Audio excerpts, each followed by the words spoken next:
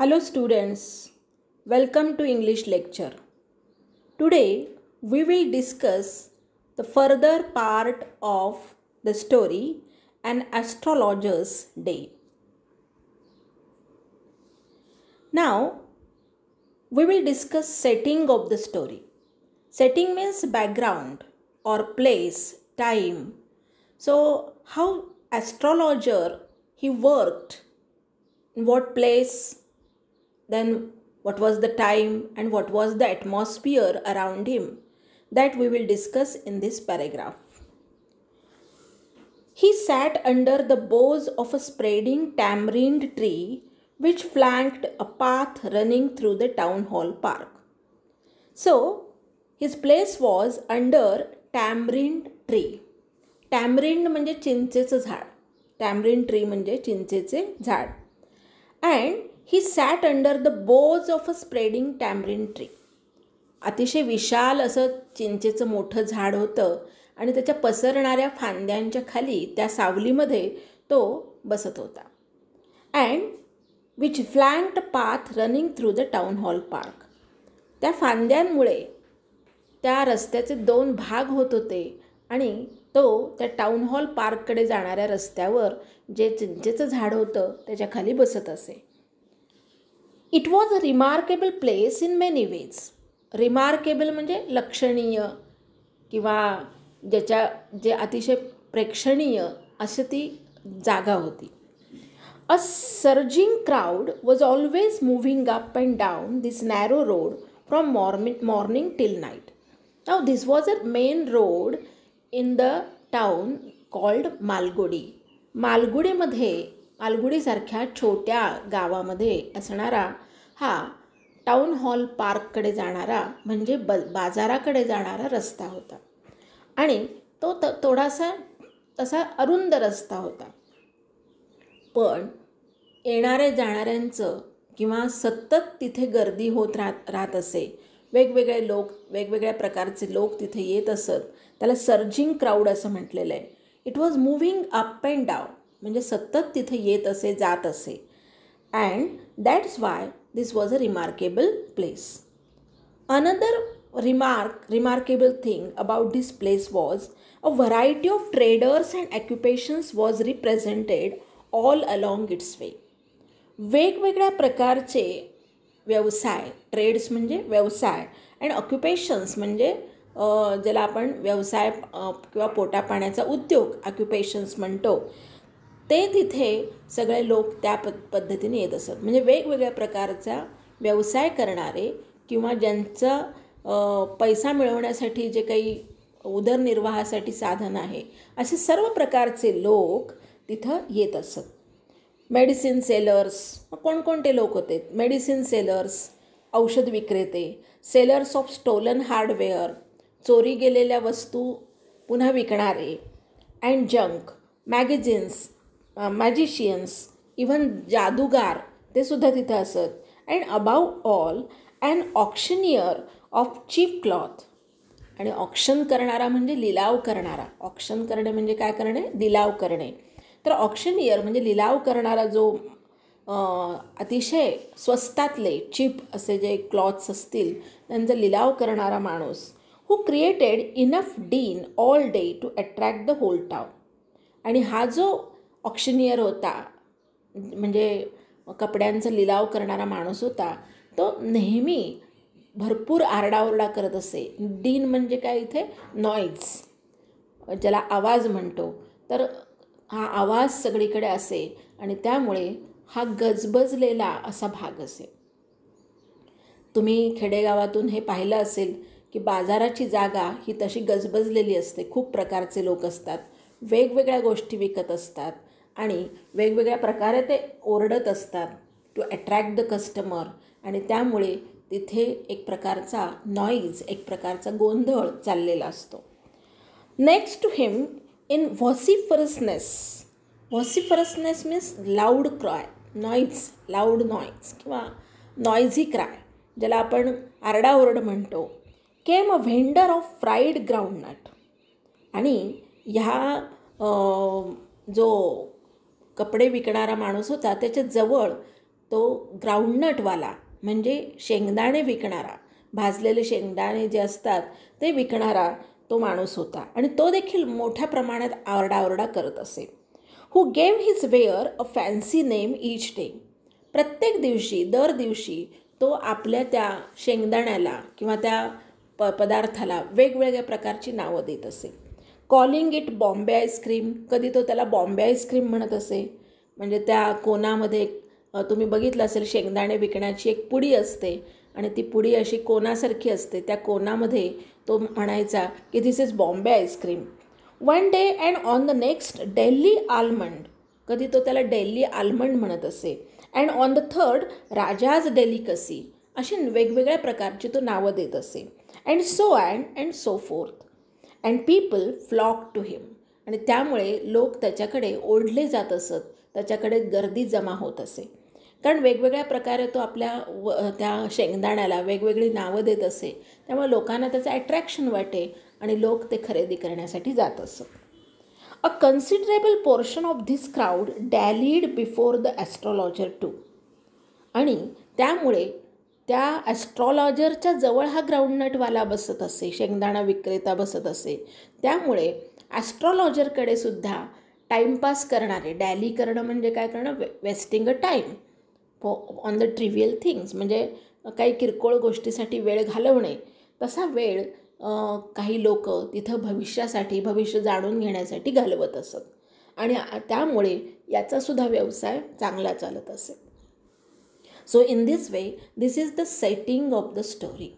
सेटिंगमध्ये काय इन्क्लूड होतं, प्लेस इन्क्लूड होते, त्यानंतर डायलॉग इन्क्लूड होतात, म्हणजे लोकांची बोली भाषा कशी होती त्याचं इन्क्लूड होतं, किंवा तिथे टाईम इन्क्लूड होतो, किंवा एकूणच ॲटमॉस्फिअर जे वातावरण आहे त्याचा समावेश या सेटिंगमध्ये होतो.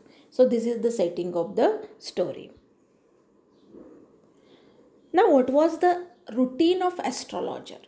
ॲस्ट्रॉलॉजर्स रुटीन काय होतं, दैनंदिन तो कसा व्यवसाय करत असे. The astrologer transacted his business by the light of a flare which crackled and smoked up above the groundnut heap nearby. तो ग्राउंडनटवाला जो आहे, शेंगदाणे विकणारा, भाजत असे तो, तर त्यातून ज्या काही ज्वाळा येत असत किंवा त्यातनं जो लाईट येत असे, त्या लाईटमध्ये हा आपला व्यवसाय किंवा आपण त्या गोष्टी करत असे. Half the enchantment of the place was due to the fact that it did not have the benefit of municipal lighting. सर्वात महत्त्वाची एन्चॅन्टमेंट म्हणजे अट्रॅक्टिव्ह अशी गोष्ट कोणती होती, तर तिथे म्युन्सिपॅलिटीचा दिवा नव्हता. त्यामुळे लोक तिथे येत जात असत, कमी दिवा असे, कमी त्याचा प्रकाश असे, आणि त्यामुळे हा तो लोकांच्या चेहऱ्यावरचे भाव किंवा त्यांचं बोलणं ऐकून तो जे काही सांगत असे त्यातून लोकांना एक प्रकारचं गूढ वाटत असे आणि त्याचा व्यवसाय चांगला चालत असे. The place was lit up by shop lights. आजूबाजूला जी मोठी दुकानं होती त्यांचा प्रकाश तिथे येत असे. 1 or 2 had hissing gas lights. काही दुकानांमध्ये गॅस लाईट होते. Some had naked flares stuck on poles. काही जण तर मशाल वगैरे त्या पोल्स म्हणजे ज्याला आपण खांब म्हणतो, त्या खांबावर काहींनी मशालीसारखे दिवे लावले होते. And some were lit up by old cycle lamps. काही सायकल लॅम्प्सनी वापरले होते. And 1 or 2 like the astrologer managed without lights of their own. पण ॲस्ट्रॉलॉजरकडे मात्र स्वतःची अशी लाईट किंवा प्रकाश येईल असं काहीही नव्हतं. तो दुसऱ्यांच्या प्रकाशामध्ये, म्हणजे दुसऱ्यांनी जे काही लावलं असेल त्या प्रकाशामध्येच तो आपलं काम करत असे. It was a bewildering crisscross of light rays and moving shadows. त्यामुळे इट वॉज ॲस्टॉनिशिंग, बिवाइल्डरिंग किंवा सरप्रायझिंग ज्याला आपण म्हणतो, आश्चर्यकारक अशा प्रकारे सावली आणि प्रकाश यांचा क्रिसक्रॉस म्हणजे ज्याला आपण म्हणतो खेळ एक प्रकारचा चाललेला असे. धिस स्युटेड द ॲस्ट्रॉलॉजर व्हेरी वेल. आणि ॲस्ट्रॉलॉजरचा व्यवसाय हा गूढच असतो, त्यामुळे अशा प्रकारचा जो प्रकाश आणि सावलीचा खेळ आहे त्याच्यामुळे त्याच्या त्या व्यवसायाला अजून एक वेगळं प्रकारचं परिमाण किंवा एक वेगळ्या प्रकारचं अट्रॅक्शन लाभलं होतं.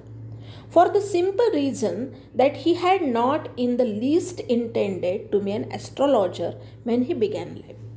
याचं कारण एकच होतं, that he did not want to become an astrologer. Originally लहानपणापासून त्याला ॲस्ट्रॉलॉजर ज्योतिषी होण्याचं काहीही त्याच्या मनामध्ये नव्हतं. It was not his intention म्हणजे त्याचा हेतू. And he knew no more of what was going to happen to others than he knew what was going to happen to himself next minute. खरं तर दुसऱ्यांच्या जीवनात पुढे काय होईल याची त्याला अजिबात कल्पना नव्हती. त्याचं ज्ञान त्याच्याजवळ अजिबात नव्हतं. आणि शिवाय स्वतःच्याही आयुष्यात नेक्स्ट मोमेंटला दुसऱ्या क्षणाला काय होईल याचीसुद्धा त्याला कल्पना नव्हती. तरीसुद्धा लोक त्याला ज्योतिषी मानत असत. आणि हे खरोखरच अतिशय आश्चर्यकारक अशी गोष्ट होती. He was as much a stranger to the stars as were his innocent customers. त्याचे जे कस्टमर्स होते, गिराईक होते, ते इनोसेंट होते. दे वेर इनोसेंट म्हणजे निरागस होते. They did not know anything about stars. आकाशातले जे तारे आहेत त्यांच्याबद्दल त्यांच्या गिराईकांना काही माहिती नसे. तितकाच हा सुद्धा त्याला स्ट्रेंज होता, त्याला अनोळखी होता. म्हणजे त्यालासुद्धा या स्टारची माहिती नव्हती. बघा, म्हणजे ॲस्ट्रॉलॉजीचं कोणतंही ज्ञान नसताना केवळ तो आपल्या अंदाजावर आणि निरीक्षणावर आधारित काही गोष्टी सांगत असे आणि त्यामुळे लोक त्याला ॲस्ट्रॉलॉजर असं समजत असत. Yet he said things which pleased and astonished everyone. असं जरी असलं तरी तो जे काही बोलेल ते लोकांना आवडत असे आणि कधीकधी त्यांना आश्चर्यातही टाकत असे. ॲस्टॉनिश म्हणजे आश्चर्यात टाकणे. That was more a matter of study. अर्थात यासाठी त्याचा लोकांचा अभ्यास दांडगा होता. लोकांचं तो उत्तम निरीक्षण करत असे, लोकांबद्दल माहिती मिळवत असे आणि त्याचा तो अभ्यास चांगला होता. So it was a matter of study, practice आणि वारंवार तो त्याची प्रॅक्टिस करत असल्यामुळे and shrewd guesswork and very clever. Shrewd म्हणजे क्लेवर, गेसवर्क म्हणजे अंदाजाने तो सगळ्या गोष्टी करत असे. पण ते अंदाज अतिशय शहाणपणाचे असत. All the same it was as much an honest man's labour as any other. पण हे सर्व तो प्रामाणिकपणे करत असे. त्याला जरी ज्योतिषाचं ज्ञान नव्हतं तरी लोकांचा अंदाज करणे, लोकांच्या आयुष्यात काय घडलं आहे किंवा काय घडू शकेल याचा अंदाज करणे आणि त्याच्यावर तो त्यांना सल्ला देत असे आणि हे सगळं तो प्रामाणिकपणे करत असे. And he deserved the wages. आणि त्यासाठी त्याला जे पैसे मिळत होते, वेजेस म्हणजे इथं पगार, वेतन, he carried home at the end of a day. आणि त्याला म्हणजे त्याच्यासाठी ही डिझर्व्ड इट म्हणजे ते त्याला योग्य होतं. त्याला जे पैसा मिळत होता त्याच्या बदल्यात तो जे कष्ट करत होता ते सगळे व्यवस्थित होते आणि त्यामुळे त्याला पगार मिळणं किंवा पैसे मिळणं साहजिक होतं. About his past life. मग आता ह्याचं पूर्वीचं जीवन कसं होतं. He had left his village without any previous thought or plan. कोणत्याही प्रकारचा मागचा पुढचा विचार न करता, प्रिव्हियस म्हणजे मागचा विचार न करता आणि पुढचाही प्लॅन न करता त्याने आपलं गाव सोडलं होतं. If he had continued there he would have carried on the work of his forefathers. जर तो आपल्या गावात राहिला असता तर त्यांनी फोरफादर्स म्हणजे आपल्या पूर्वजांचं जे काम होतं ते चालू ठेवलं असतं. नेमली टिलिंग द लँड म्हणजे जमिनीची मशागत करणे, लिव्हिंग, मॅरिंग, लग्न केलं असतं, and ripening in his cornfield and ancestral home. आणि अशा प्रकारे तो आपल्या पूर्वजांच्या, ॲन्सेस्ट्रल म्हणजे पूर्वजांच्या घरामध्येच तो वाढला असता. But that was not to be. पण असं घडणार नव्हतं. He had to leave home without telling anyone. त्याला आपलं घर कुणालाही न कळत सोडणं भाग पडलं होतं. म्हणजे असं काहीतरी घडलं होतं की ज्याच्यामुळे त्याला आपलं घर सोडणं भाग झालं होतं. It was must for him and he could not rest till he left it behind couple of 100 miles. आणि जोपर्यंत जवळजवळ 100 मैल पुढे दुसऱ्या गावी येऊन तो थांबत नव्हता तोपर्यंत त्याला रेस्ट मिळणार नव्हती आणि म्हणून तो या गावात आलेला होता. To a villager it is a great deal as if and ocean flowed between. आता 2 खेड्यांमध्ये 100 मैलांचं अंतर म्हणजे खूप झालं, जणू काही समुद्रच आहे मध्ये, असं इतकं अंतर झालं. आणि त्यामुळे त्याला तिथं कोणी ओळखत नव्हतं. मालगुडीमध्ये त्याला कोणी ओळखणारं नव्हतं की हा पूर्वी कसा होता किंवा याचं पूर्वीचं जीवन कसं होतं. What was his past life.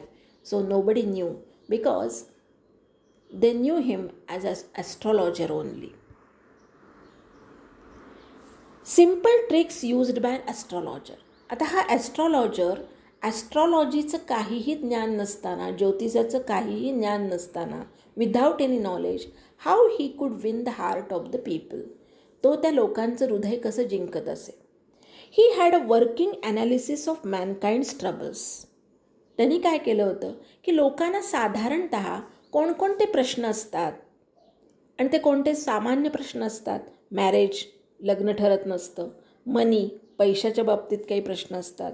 And the tangles of human ties. आणि ह्युमन रिलेशन्स म्हणजे माणसांमधले जे रिलेशन्स आहेत, टाईज म्हणजे टाय म्हणजे बंध असतात, रिलेशन्स असतात. त्यामुळे होणारे जे काही प्रश्न असतात ते प्रश्न, याच्याशिवाय माणसाच्या आयुष्यात काय असं समस्या असू शकते. Long practice had sharpened his perception. इतके दिवस प्रॅक्टिस केल्यामुळे, ॲस्ट्रॉलॉजीचं काम केल्यामुळे त्याला त्याचं परसेप्शन जे आहे म्हणजे अंडरस्टँडिंग जे आहे, इट वॉज शार्पन. ते शार्प झालं होतं.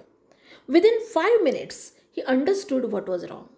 लोकांचं ऐकता ऐकता 5 मिनिटात त्याला कळून चुकत असे की काय चुकलं आहे त्यांच्या आयुष्यात किंवा काय समस्या आहे.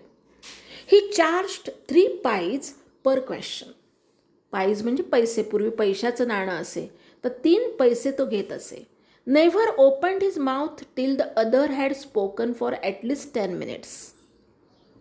दुसरा 10 मिनिटं बोलेपर्यंत तो स्वतःचं तोंड कधीही उघडत नसे, म्हणजे स्वतः काही बोलत नसे.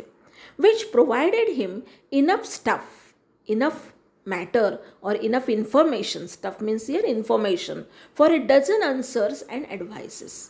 आणि त्यामुळे तो त्यांच्या प्रश्नांना उत्तरं देऊ शकत असे आणि त्यांना सल्लासुद्धा देऊ शकत असे. When he told a person before him gazing at his palm. मग हे कसं करत असे, त्याचं उदाहरण दिलं आहे. In many ways you are not getting the fullest results for your efforts. तो 10 मिनिटांनी त्या माणसाला म्हणत असे, त्याच्या गेझिंग ॲट हिज पाम म्हणजे तळहात, तळहाताकडे निरखून बघत तो म्हणत असे की तू जेवढे कष्ट करतोयस, means you are doing more efforts but you do not get the fullest result. पण त्याच्यासाठी तुला जेवढं फळ मिळायला पाहिजे, जेवढे रिझल्ट्स मिळायला पाहिजे तेवढे मिळत नाहीत. 9 out of 10 were disposed to agree with him. असं म्हटल्या जवळजवळ 10 पैकी 9 जण याला ॲग्री होत असत किंवा सहमत होत असत की हो हे बरोबर आहे, आम्ही एवढं करतो पण आम्हालाही मिळत नाही, असे 10 पैकी 9 जण तर नक्कीच सांगत असत. ऑर ही क्वेश्चन किंवा तो क्वेश्चन विचारत असे, is there any woman in your family, may be even a distant relative, who is not well dispose towards you. तुझ्या घरात अशी एखादी महिला आहे का की जी तुझे आणि तिचे संबंध चांगले नाही आहेत आणि त्यामुळे ती तुला त्रास देते. Or he gave an analysis of character. किंवा तो समोरच्या माणसाचं जे कॅरेक्टर आहे, त्याचं जे वागणं आहे ते सगळं सांगत असे. Most of your troubles are due to your nature. तुझ्या स्वभावामुळेच हे सगळं घडून येते. How can you be otherwise with Saturn where he is. नाहीतर शनीने तुला त्रास का दिला असता. You have an impetus nature and a rough exterior. आणि तू अतिशय उतावीळ असा माणूस आहेस. इम्पेटस म्हणजे अतिशय उतावीळ असा माणूस आहेस आणि रफ एक्सटेरियर, आणि तुझं वागणं बोलणं नेहमी रफ आहे. अशा प्रकारे तो त्या माणसाचं स्वभाव वर्णन करत असे.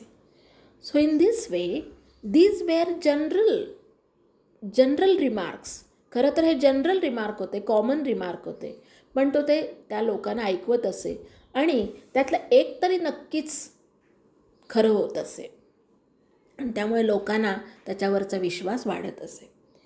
This endeared him. Endear means to make dear. त्यामुळे लोकांना तो आवडत असे. To their hearts immediately. आणि तो त्यांच्या हृदयापर्यंत जाऊन पोचत असे. For even the mildest of us loves to think that he has a forbidding exterior. कदाचित बऱ्याच जणांना असं वाटत असेल, अगदी आपल्यातला एखादा सामान्य माणूससुद्धा आपल्या बाहेरचं हे जे वर्तन आहे किंवा आपण जे वागतो, नेचर जे आहे ते जर दुसऱ्याने सांगितलं तर कदाचित आपल्याला आवडतं आणि त्यामुळे या लोकांना त्याच्या म्हणण्यावर विश्वास बसत असे. So people had faith in him, they believed in him and they thought that yes he is predicting right. तो जे काही सांगतोय ते खरंच योग्य आहे, भविष्यकथन करणार आहे असं लोकांना वाटत असे. So in this way this was about the setting of the story, then the routine of astrologer, then the tricks he played with the customers, and how he could win the heart of the people that was about. So I think you will read the passages again and then find out the difficult words or unknown words, and then you will try to find out the meaning of these words. Thank you very much.